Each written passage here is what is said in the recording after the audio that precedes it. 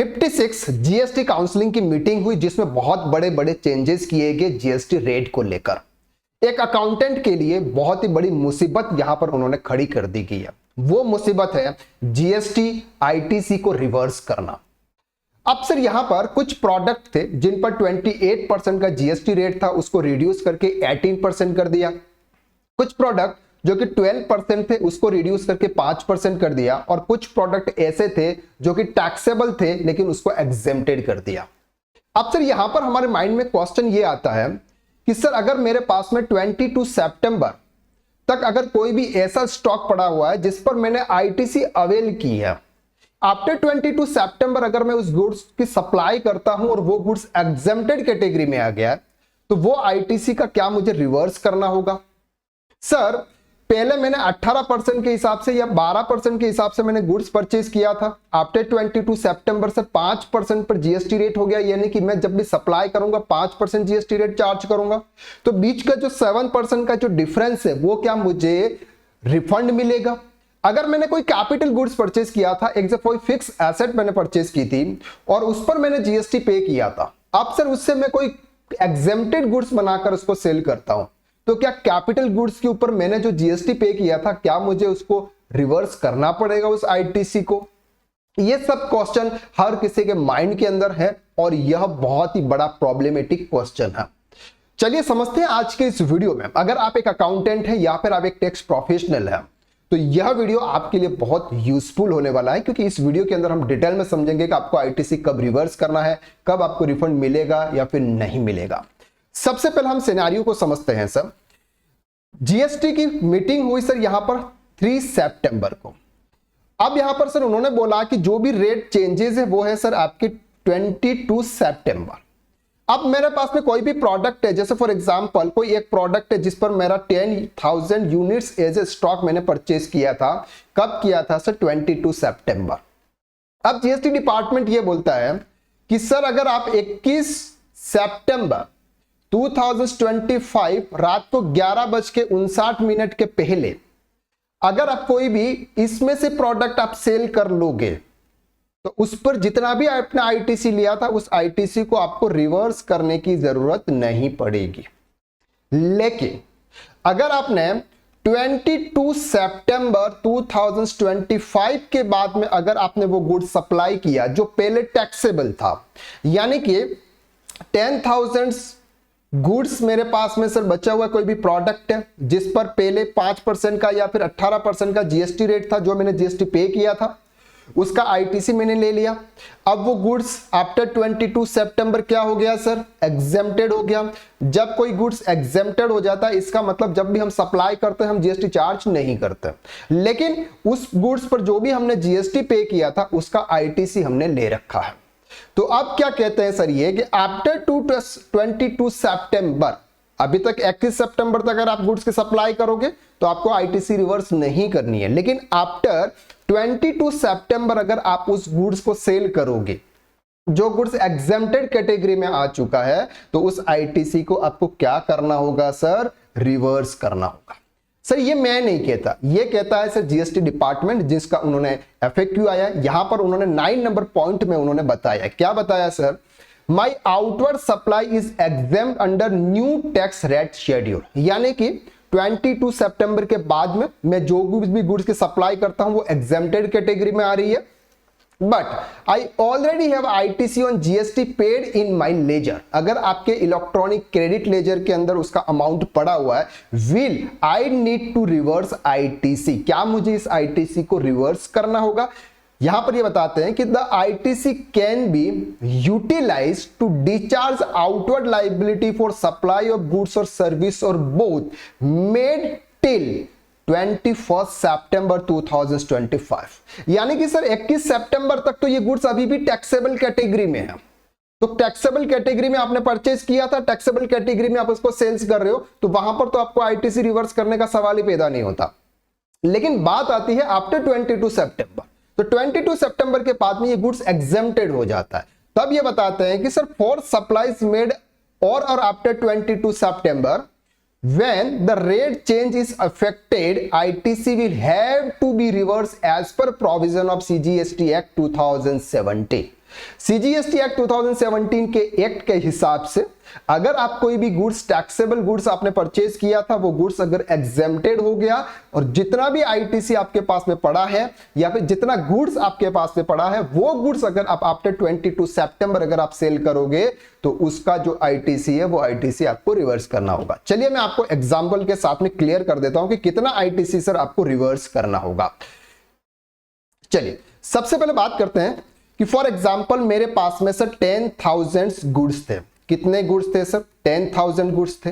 अब मैंने क्या किया सर, 21 सितंबर तक तो 9,000 गुड्स के सप्लाई मैंने कर दी और सामने वाले पर्सन से मैंने क्या कर दिया सर, टैक्स चार्ज कर दिया। क्लियर है?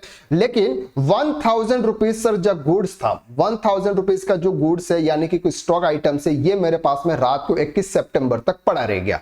अब इसको मैं कब सेल्स करूंगा सर? आफ्टर 22 सितंबर। आफ्टर 22 सितंबर में इसको सेल करूंगा।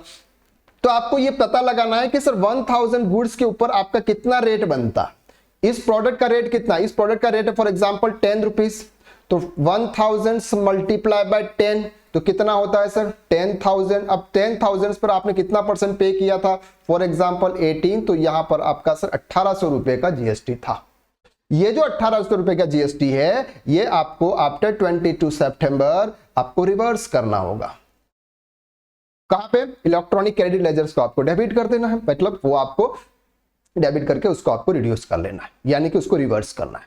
अब बात आती है सर यहां पे कि सर अगर मेरे इलेक्ट्रॉनिक क्रेडिट लेजर के अंदर अमाउंट नहीं है, वो तो मैंने यूटिलाइज कर दिया, अब क्या होगा सर? आपको कैश में पेमेंट करना पड़ेगा, यानी कि ये आईटीसी आपको रिवर्स करनी ही पड़ेगी। क्लियर हो रहा है आपको? चलो पहली कंडीशन तो आपको ये समझ में आ गई कि सर 22 सितंबर से पहले कोई गुड्स टैक्सेबल था, उसको हमने 22 सितंबर के बाद में एग्जेम्प्टेड गवर्नमेंट ने कर दिया। उस पर जो भी हमारे आई स्टॉक पड़ा हुआ है वो स्टॉक अगर हम आफ्टर 22 सितंबर सेल्स करते हैं, उस पर जितना भी आईटीसी है उस आईटीसी को आपको क्या करना होगा सर? रिवर्स करना होगा। अब बात आती है सर एक और सिचुएशन की जहां पर हम बात करते हैं कैपिटल एसेट की। फॉर एग्जाम्पल मैंने कोई भी एक ऐसी मशीनरी परचेस की थी जिस मशीनरी से मैं क्या करता हूं, टैक्सेबल गुड्स बनाता हूं और फिर मैं उसको सेल करता हूं। अब क्या हुआ सर, वो मशीनरी गुड्स पर फॉर एग्जांपल मैंने 40,000 रुपीस का जीएसटी पे किया था और रूल्स ये कहता है कि सर जो भी आप कैपिटल एसेट्स आप परचेज कर रहे हैं उस पर जितना भी आईटीसी है वो आईटीसी आप अवेल कर सकते हैं अगर आप एक टैक्सेबल गुड्स बनाकर उसके सप्लाई कर रहे हो तो। अब क्या हो गया सर, 22 सितंबर के बाद में ये गुड्स तो एग्जेम्प्टेड हो गया। तो डिपार्टमेंट क्या कहता है, जीएसटी एक्ट क्या कहता है कि अगर आप कोई भी मशीनरी परचेज कर रहे हो, अगर उससे अगर आप कोई भी गुड्स बना रहे हो, वो गुड्स अगर एग्जेम्प्टेड है तो आप उसका आईटीसी नहीं ले सकते। लेकिन सर यहां तो हम ऑलरेडी आईटीसी ले चुके हैं, तब क्या करना होगा? तो आपको इसकी भी आईटीसी आपको रिवर्स करनी होगी। आई होप कि ये पॉइंट्स आपको इजीली क्लियर हो रहा है। कैसे रिवर्स करनी होगी उसको भी समझते हैं। यहां पर प्रो राटा बेसिस के हिसाब से इस आईटीसी को आपको रिवर्स करना होगा। चलिए फॉर एग्जांपल कोई एसेट है जो एसेट्स मैंने 1 अप्रैल 2024 को परचेज की थी और उस पर मैंने 40,000 रुपीस का मैंने जीएसटी पे किया था, चाहे वो सीजीएसटी है, एसजीएसटी या फिर आईजीएसटी है, व्हाटएवर। अब से क्या हुआ, 22 सितंबर 2025 के बाद में ये गुड्स क्या हो गया सर? एग्जेम्प्टेड हो गया। अब से ये आईटीसी आपको रिवर्स करनी है। कितनी आईटीसी आपको रिवर्स करनी है? पर मंथ नॉर्मली ये जो मानते हैं, ये हम मानते हैं फॉर एग्जांपल 36,000 मान लेते हैं ताकि क्या हमारे लिए इजी होगा। तो ये क्या मानते हैं सर? 60 मंथ यानी कि 5 इयर्स की एक एसेट की एज मानते हैं। कितनी एज मानते हैं सर? 5 इयर्स यानी कि 60 मंथ। अब हमने कितने दिन तक उस एसेट्स को यूज किया? 1 अप्रैल 2024 से लेके 31 मार्च 2025 और 31 मार्च 2025 से लेके 30 अगस्त 2025, यानी कि यहां पर सर आपके 12 महीने हो जाते हैं और यहां पर क्या होता है सर? अप्रैल, मई, जून, जुलाई, अगस्त। ठीक है, अगस्त मंथ हो जाता है, तो ये आपके हो जाते हैं 5 महीने, ये ना, अप्रैल, मई, जून, जुलाई, अगस्त, 5 महीने। 12 और 5 कितने होते हैं सर? 17 महीने। और सितंबर मंथ को भी हमें इसमें कैलकुलेट कवर कर लेना है, तो ये हो गया 1, यानी कि सर टोटल 18 मंथ है। 18 मंथ हमने क्या किया सर? उस एसेट्स को हमने यूज किया। अब 36 डिवाइडेड बाय 60 इंटू 18 तो कितना आता है सर? 6,000 इंटू 18, यानी कि सर ये तो 36 डिवाइडेड बाय तो करीजिए हम एक, अगर हम 60 करते हैं तो क्या आता है सर, एक जीरो से एक जीरो काट दो और 600 रुपये पर मंथ आता है।